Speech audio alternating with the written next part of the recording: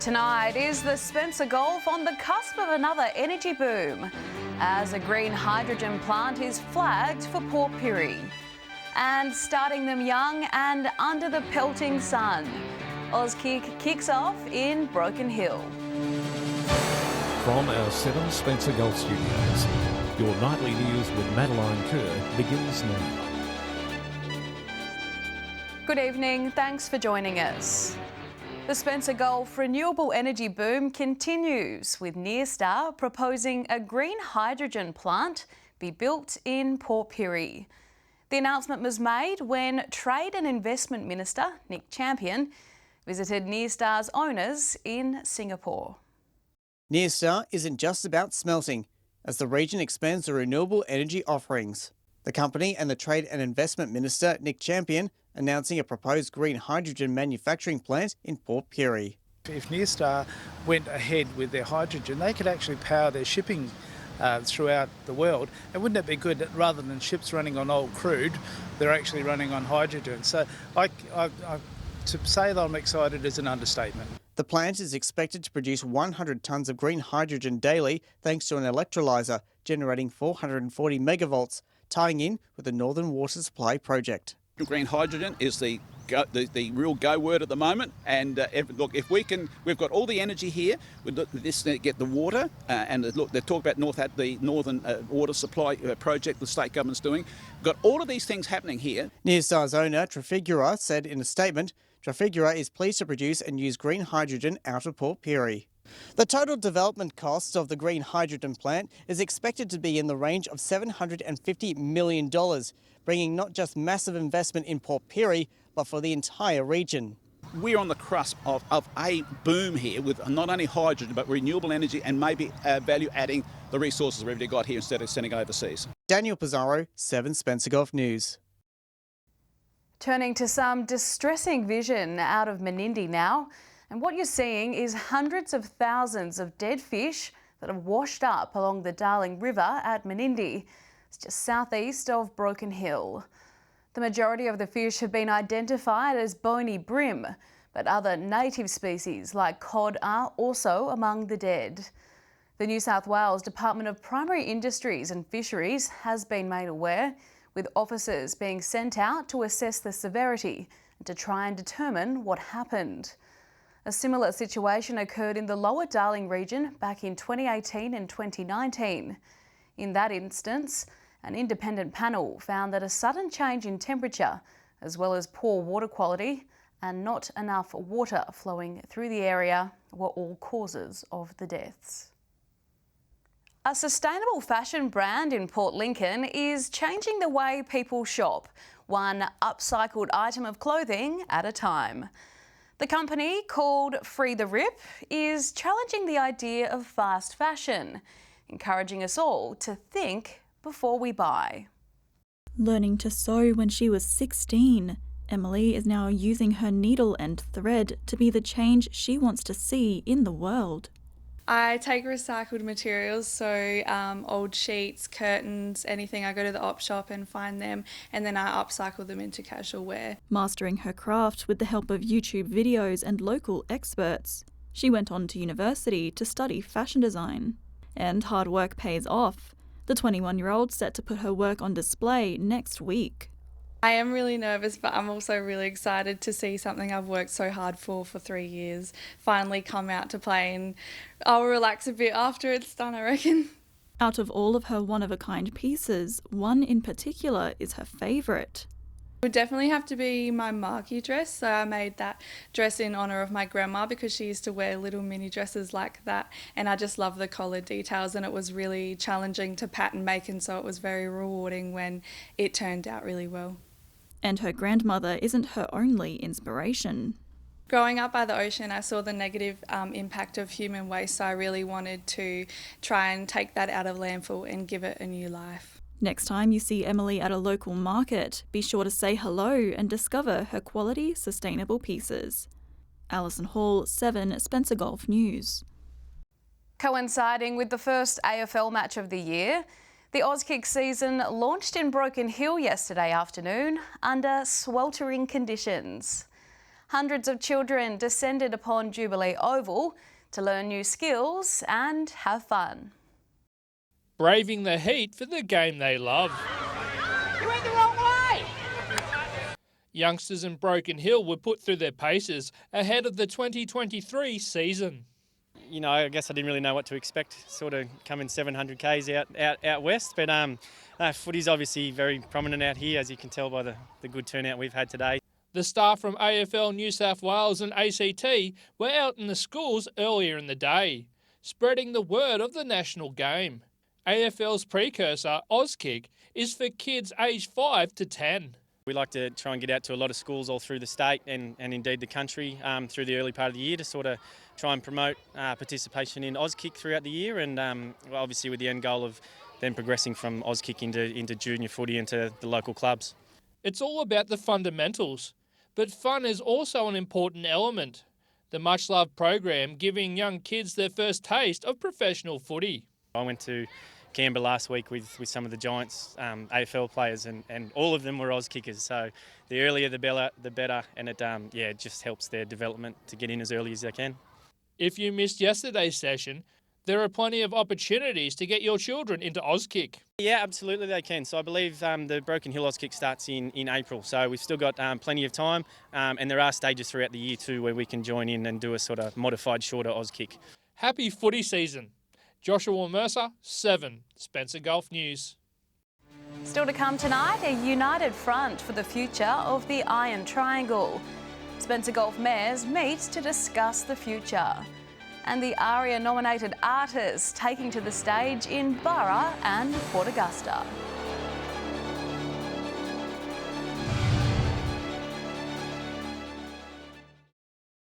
Welcome back. The mayors and CEOs of the Iron Triangle met in Port Augusta this week to discuss the future and the challenges ahead. The forum has been hailed a success, with tentative plans in place for the years ahead. Better together. Key stakeholders from Whyalla, Port Augusta and Port Pirie are putting their heads together for the sake of the Iron Triangle. A think tank, a meeting involving a lot of the the CEOs from the different departments in Adelaide. One of the things we'll be talking about is the need for accommodation. We all know we need accommodation and how we're going to move forward. So we had a room full of people that we talked about housing, livability, hydrogen. The gamut of topics went well over. I think we run about an hour over the meeting time. Looking at the various issues that we all need to get across with the future of hydrogen, other technologies being developed throughout the whole region. Chaired by member for Stewart Jeff Brock, the forum has the full backing of the Premier, with the meeting declared a major success. This is great. We've got opportunities in the Upper Spencer Gulf. We just need to be prepared for it, whether it's in planning, whether it's in workforce, work skills or housing, whatever it may be. But we've got to work together with the government of the day. Port Pirie Mayor Leon Stevens believes the state government is listening to their concerns and ideas.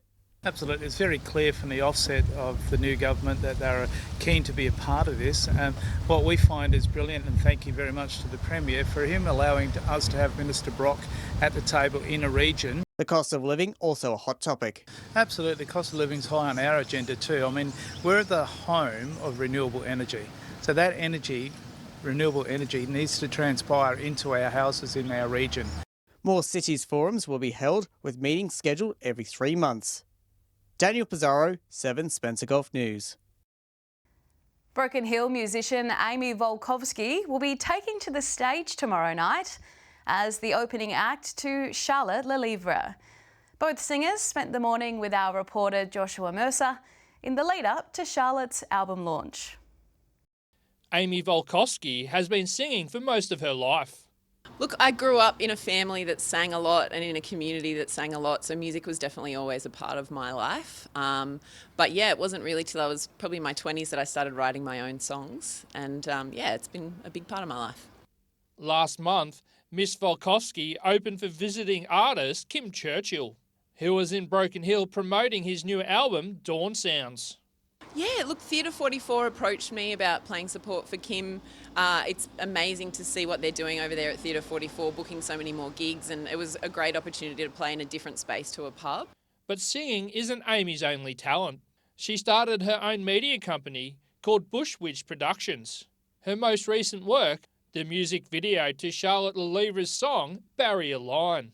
Oh, filming the Barrier Line film clip was so much fun. So many people from the community came and volunteered their time to dance and be part of the clip. Songs from the Barrier Line will be launched tomorrow night at the Palace Hotel. Singer Charlotte Lelivre is excited to get her music out into this part of the world. I'm so excited to be here in Broken Hill and to have my band with me and to be back here in the place that was the inspiration for my record, and to be able to launch the songs here is really, really exciting. The album has been years in the making. It was an amazing process. You know, I moved out here in 2015 and have been compiling these songs over quite a long period of time, and it's a body of work that I'm really proud of. Joshua Mercer, 7, Spencer Gulf News. And tonight in Burra and tomorrow night in Port Augusta, you can dance and sing to your heart's content with renowned singer Parvin Singh and her husband Josh Bennett performing 2 shows.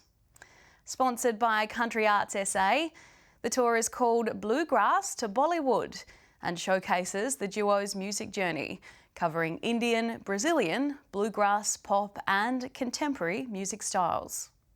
So it's a bit of a mix of all different genres that kind of goes through this. It's like a Spotify playlist on shuffle, you know, it kind of just jumps around in genres here and there, and then I'll do a bit of dancing as well. The ARIA-nominated Parvin has also revealed she's working on a new album in Canada next year. Stay with us after the break. Off-roading in the EP, a 360-kilometre track ready to go in Tumby Bay. And aspiring sports stars, listen up. The Outback Emus Sports Scholarship Program is now taking applications.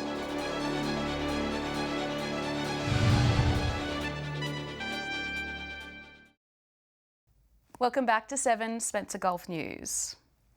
Rev heads, you'll love this next story, especially if you're in driving distance of Tumby Bay.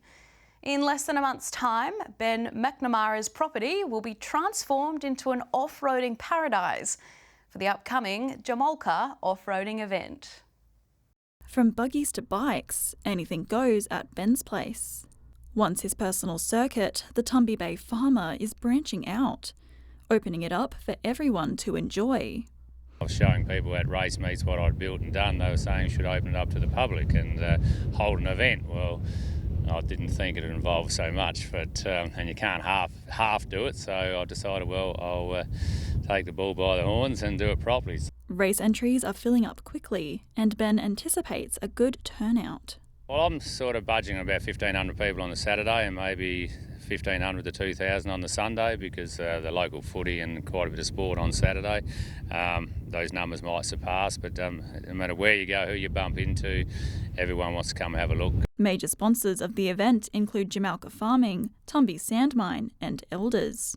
We're using all that sponsorship money for the commentating and for the PA system, and also keeping the entry-level fees down for the motorbikes and for the buggies as well. With so much to do, Ben is keeping busy ironing out all the details. Sometimes I lay there at 2 o'clock in the morning when my wife's awake as well, thinking about it, and I think, what the hell have I created? But I've done some pretty big projects over the years, but I reckon this one's probably going to take the cake. Races are coming as far as Perth, Brisbane, Melbourne and Alice Springs. For our local community, it's going to be great. The economic benefit will be huge. In addition to the buggies and bikes, there will also be live music. Just so there's a bit of entertainment on Saturday night, and the bars open from 12 to 10 o'clock.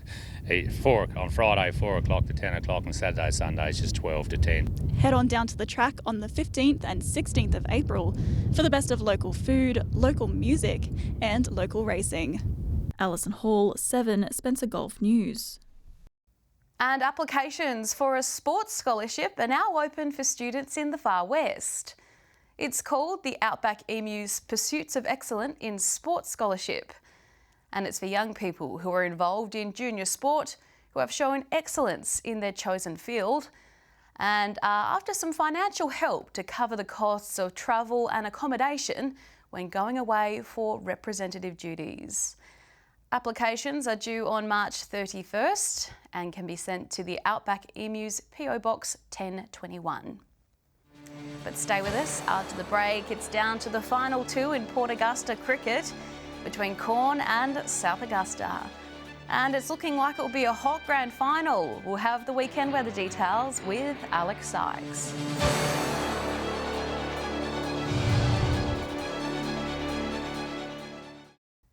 Welcome back. After a long season, it's down to the final two in Port Augusta cricket tomorrow, with Corn and South taking to the crease at Etsa.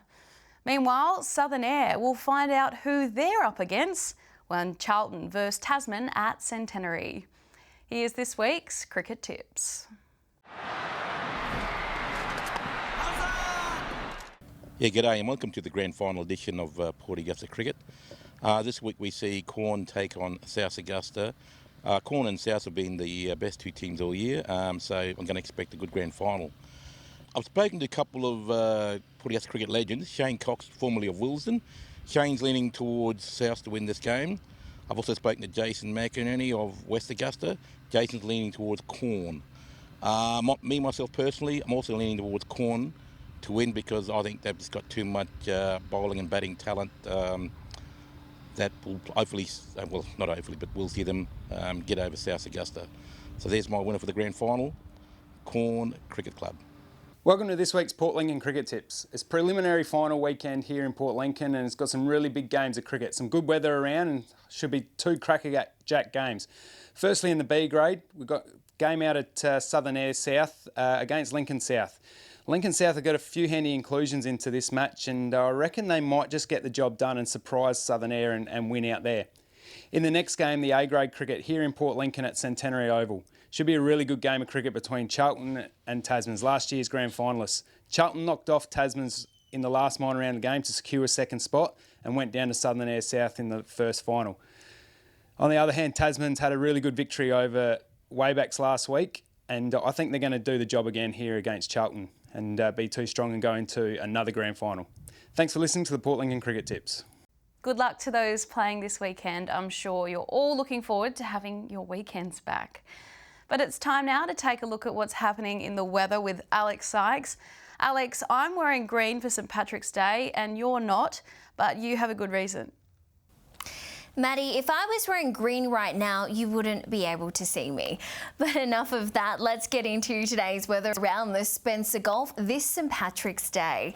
40 degrees in Port Augusta, Whyalla not far behind with 37. A full 10 degrees cooler in Port Lincoln, reaching at 27 degrees this afternoon.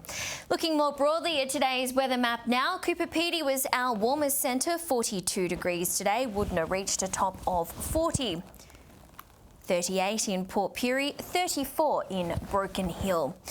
Taking a look at the satellite image now, a low pressure trough will move across the far west this evening, then over the south on Saturday, while a cold front will move into South Australia on Sunday, dragging down hot, dry and windy conditions, which is causing temperatures to increase. Moving on to tomorrow's weather outlook now, and we'll start with the Gulf waters. North to northeasterly winds 15 to 20 knots, shifting south to southwesterly 10 to 20 knots. Seas between 1 and 1.5 metres and south to southwesterly swell around a metre, increasing to 1.5 metres south of Port Neal to Port Victoria. Becoming cloudy in Port Lincoln tomorrow, set to reach a high of 26 degrees there, mostly sunny and 31 in Cleve, 32 degrees in Woodner, down to 15 tonight, mostly sunny and set to reach a high of 32 in Whyalla on Saturday, mostly sunny in Port Augusta as well, but a fair bit warmer, 38 degrees for the cricket grand final. Kadina heading for around 29 degrees. Port Pirie, mostly sunny conditions, a high of 32 degrees there. Warmer in Clare, 33. Tomorrow with an overnight low of 20, which is warmer than average for this time of year. Broken Hill, a sunny top of 41. Taking a look further through the week now, starting with Sunday's outlook. Possible showers in Port Lincoln, 22 degrees. 27 in Kadina and Adelaide, windy conditions around Port Augusta, 30 degrees there. A cloudy top of 25 in Whyalla, 41 in Broken Hill. Moving on to Monday's map now, and it's looking rainy. Possible showers just about everywhere except Broken Hill, Cooper Pedy and Port Lincoln. A rainy top of 27 on the way for Port Augusta, Port Pirie and Kadina. 24 is set to be the top in Whyalla. And finally, taking a quick look at how Tuesday's looking. Windy in Port Augusta again. A top of 28 in Port Pirie as well, but with sunny conditions. Partly cloudy and 29 on the way for Woodner. 30 over the border in Broken Hill. And that's all the weather from me for tonight. I'll see you a little later with an update. And as always, Maddie, I hope you and our viewers have a wonderful weekend. Thanks for that, Alex. I hope you have a good weekend as well. And that's all the news this Friday. I'm Madeline Kerr. From all of us here, thanks for joining us. I'll have updates a little bit later, but until then, enjoy your evening. I'll see you Monday. Good night.